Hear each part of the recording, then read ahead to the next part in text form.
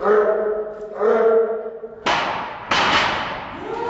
is happening, people? It is Brian, Alsruhe with NeverSayIt.com, and this month, I'm actually gonna try to get the Q&A out on time. So what I've decided to do is go back through a lot of the old questions and just picked out a couple that pertain to business-related questions to kind of get your guys' minds going, because if you would be so kind, in the comment section down below, if you guys would leave questions for the July Q&A, I'm going to try to get that done and out to you before August actually hits. We will wait and see if that actually happens, but for right now, let's get into these questions. All right, so we're jumping right into it. First question.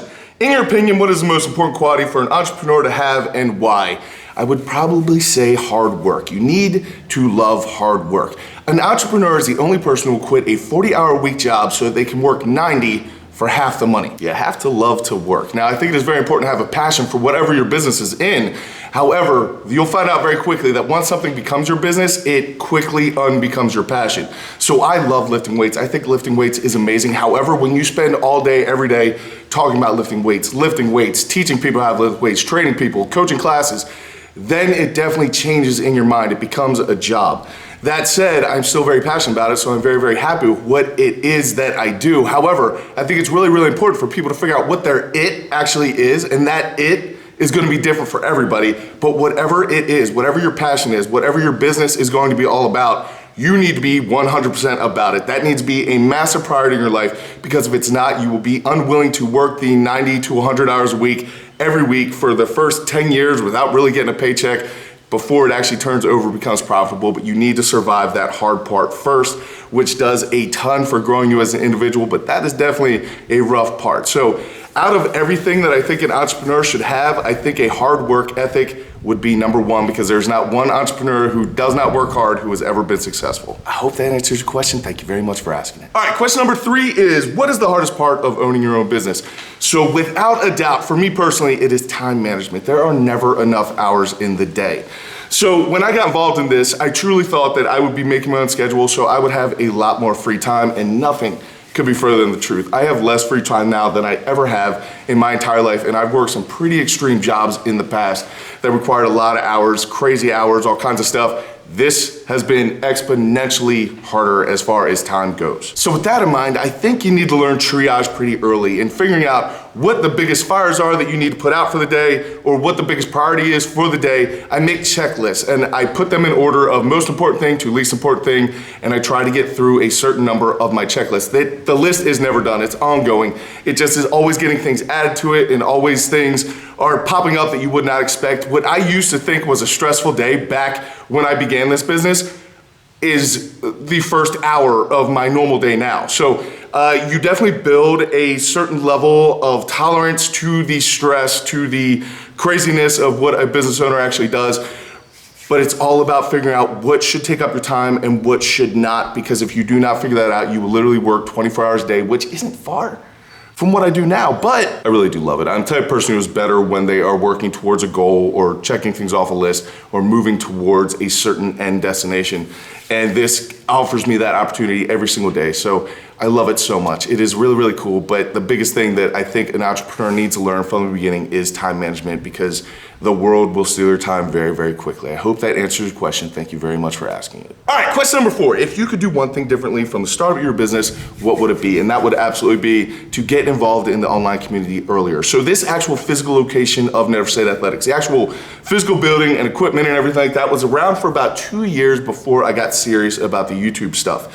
Now, no one was coming. It was very, very sparse. You would not know about my gym because it is in a remote location. If you do not know somebody who goes here or trains here, then you would not even know that it existed. So it was definitely a little bit slow. But then once YouTube started taking off and I started really focusing on that, it completely changed the game. A lot of times, I thought when I came in and got involved with this gym business, I thought the gym would sustain my income and then the online stuff would be a good supplementation.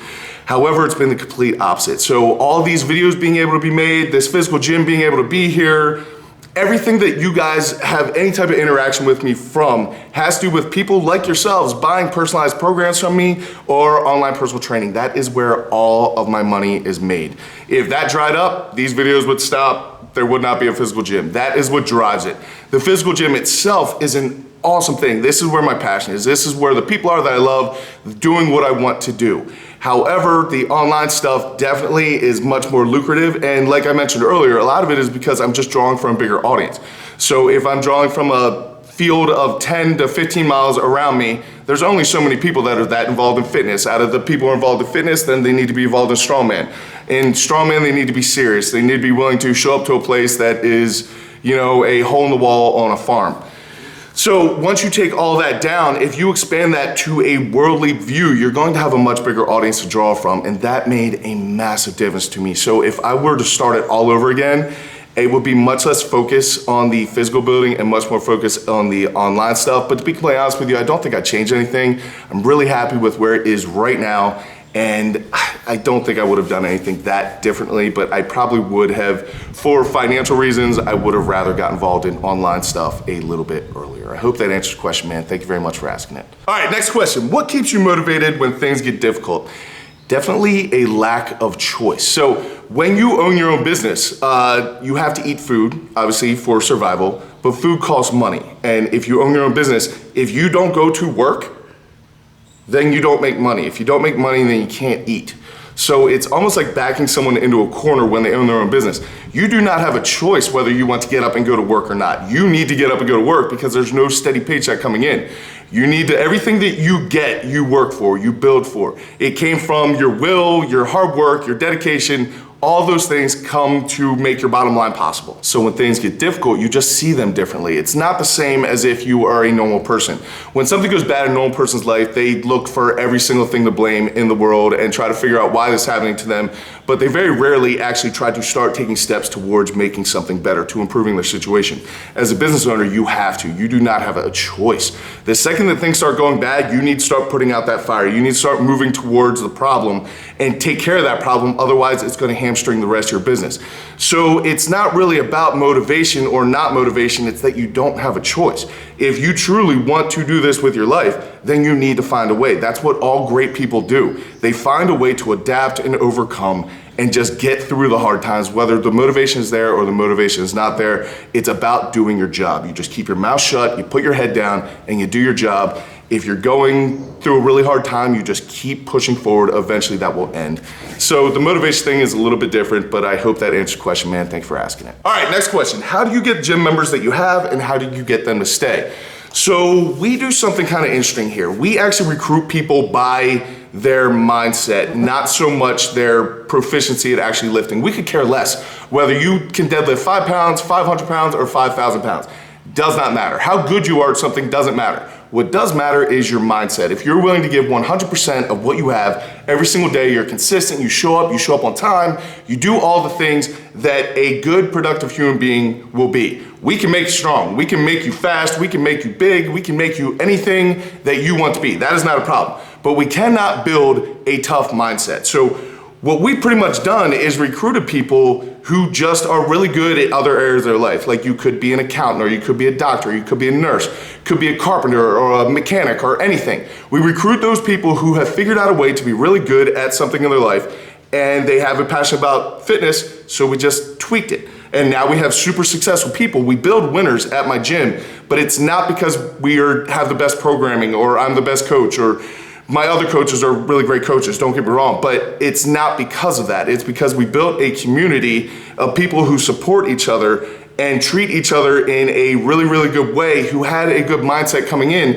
and we keep the bad people out. Whenever somebody comes who wants to come in, who does not have that mindset, they don't make it. Either they don't make the cut, or they never allowed in, or we throw them out. That's just how it is. Man, these flies are killing me. The other reason why people stay is because they get results here. Again, it's not necessarily because it's the best coaching in the world. It is because they're consistent and they're working their mindset. They're just not working their body. So if you can build someone's mindset, you can make them accomplish anything physically that you want them to. That is not an issue at all. But we do give people results. Most gyms, when they sell something, they're selling hope.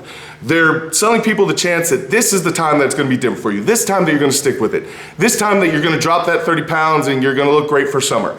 That is what most gyms sell. We sell actual physical results. We don't sugarcoat anything. We don't tell you it's gonna be easy. We don't tell you it's gonna be light. We don't tell you it's gonna be fun. We straight up tell you it is going to be horrendous. The next 12 minutes of your life, you are going to hate every single second of it. But It's gonna build something. And if it builds something, then you're gonna be a better person at the end of it. And physically, you might change a little bit, but mentally you change. And if you mentally change, then physically over time, that becomes a non-issue. That just takes time, right? So we do actually give people results. It always astounds me when people don't wanna pay money for a good gym membership. I know my gym is a little bit more expensive than a lot of people's gyms.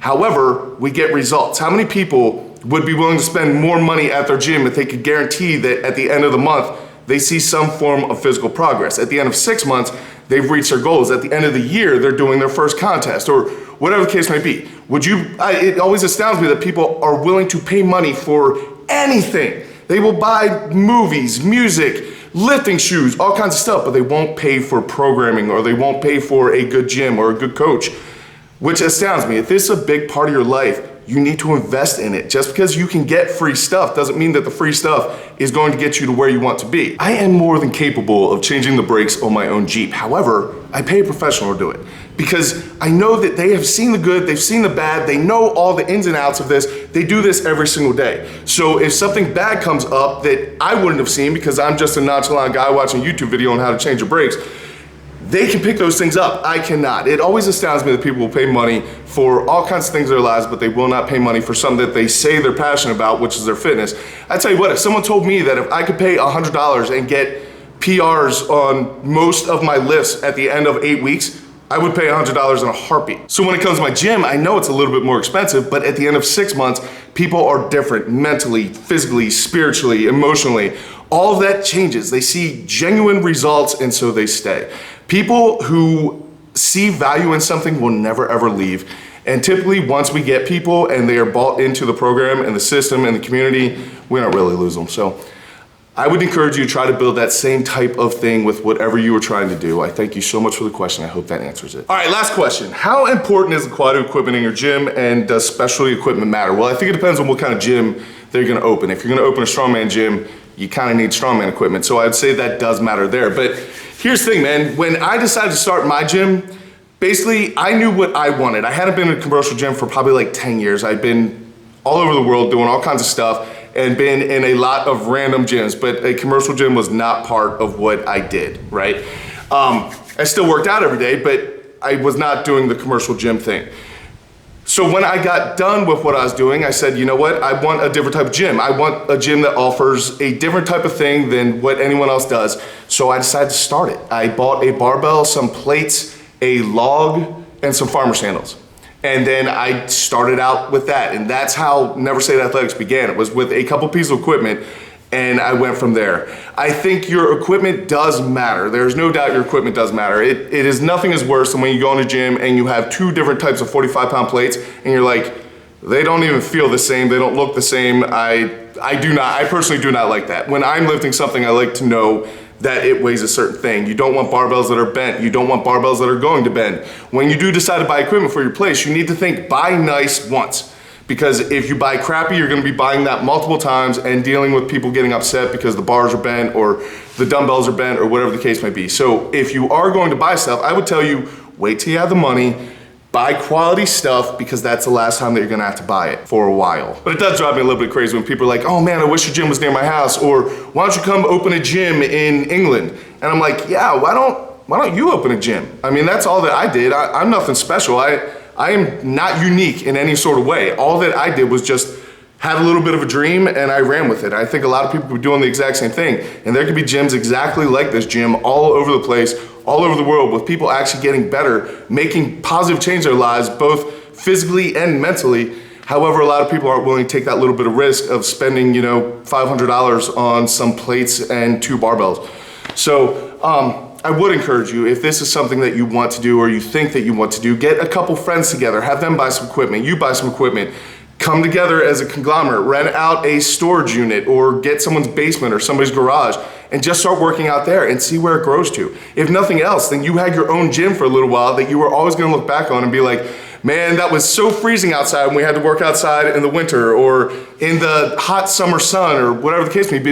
You will always look back at those times super positively because it is such an interesting experience, this entire road on your way up. So if you guys do have a passion about starting your own thing, I would highly encourage that you do it. And it doesn't need to start out huge. It doesn't need to be a global gym. You don't need to go get a $1 million loan from the bank. You just need to start out small and start doing something that you're passionate about, trying to share your experience in lifting and life and just everything you're doing. And I think you can do some really great things in the world. I thank you so much for asking, man. I hope that answers your question. All right, guys, there you go. So hopefully if you guys have any aspirations about opening your own business or opening your own gym, that some of these questions will help give you a little bit of advice. I'm just trying to share with you my experience and some of the mistakes that I've made so you guys won't make the same ones. I am brand new to this business stuff. I don't know if I'm doing well or I'm not doing well. I'm just learning, and I'm sure the advice I gave you today probably will change 3 years from now when I get a little further into this game. But it's just been a really, really cool ride, and I would encourage as many of you as possible that have any aspirations in doing this that you guys should do it. I will be catching up with you guys later in the week. I do have that other competition coming up on Saturday, but I know all these questions got your guys' brains turning, so I'm going to try to get that Q&A done. So if you guys could go down in the comment section, leave any questions about life, lifting, funny, happy, sad, whatever. I decide which ones I'm gonna answer, and hopefully I will get that out to you before the end of the week. Hopefully, and get that contest done. It's gonna be a busy week. Anyway, guys, I thank you so much for everything you do. I thank you so much for watching. Until I see you guys later in the week, go out, do something amazing with your lives. Keep working hard, people. Be nice to each other, and I'll see you then. Come on, flies.